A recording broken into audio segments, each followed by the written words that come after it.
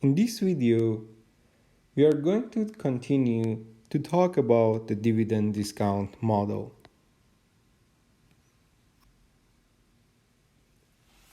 In the previous lecture, we see how to value the stock for one-year investor using the dividend discount model. So, what do we mean by a one-year investor? We simply mean that this investment horizon is only 1 year. So he is going to sell his stock at the end of year one. Okay? And based on our valuation principle, we know how to calculate the price of a security. The price of a security should be the present value of its expected future cash flows. So here we had a dividend payment and proceeds from selling the stock at the end of year one.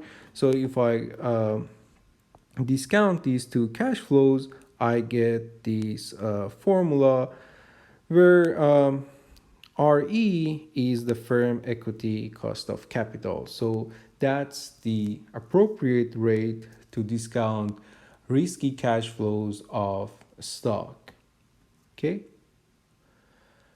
So now we can build on this simple one period model that was introduced in the previous lecture. So we can extend that one period model to a multi-period investment horizon. So now suppose that the investor plans to hold the stock for 2 years. So then for her, the timeline would look like this timeline.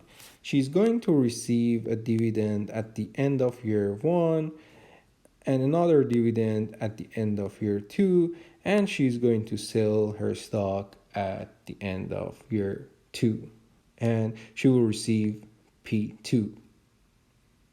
Okay, so if I want to calculate the price for this 2-year investor, I can simply discount these cash flows back to period zero. So I can discount back dividend one, only one period, and then dividend two and P2, 2 periods. So based on that, I will get the following formula. So again, dividend 2 and price 2, we need to discount them back 2 periods. So that's why you see this 1 plus RE to the power of 2. The power of 2 because we are discounting it back to 2 periods. Okay. So now it seems that let me write again the price for a 1-year investor. So for a 1-year investor, the price is dividend 1 plus P1 divided by 1 plus RE. Okay, so it seems that for a 1-year investor, the current price is depend on dividend 1 and price 1. But for a 2-year investor, it's not only depend on dividend at the end of year one, but also it's based on dividend at the end of year two and the price that she gets at the end of year two. Okay. So let me show you why that's not correct. So again, for a 1-year investor, we had the following timeline.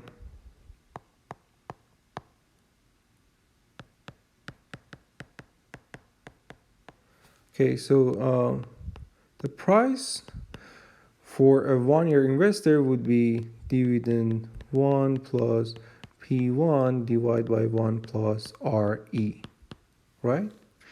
But for a 2-year investor,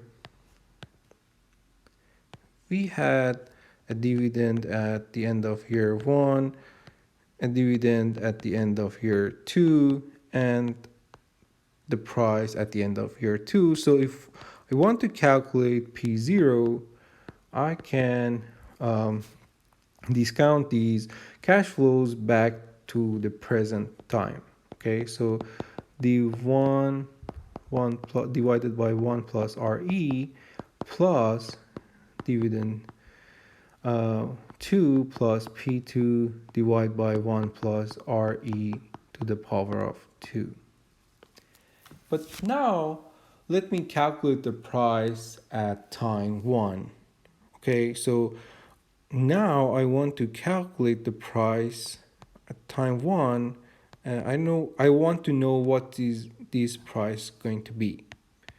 So if I want to know the price at time 1, I need to calculate or discount back these two cash flows to period 1. Okay, so I can write P1 equals to dividend 2 divided by 1 plus RE plus P2 divided by 1 plus RE. Okay.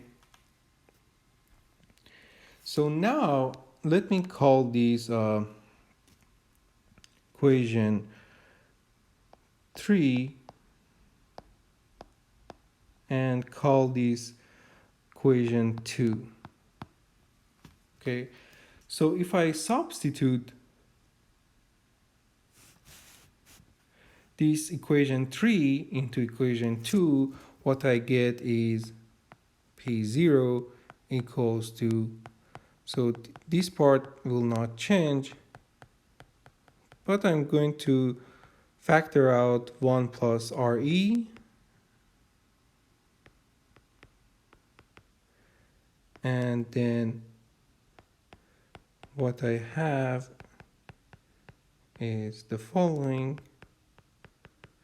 So the terms in the parentheses is exactly equal to P1 based on equation 3.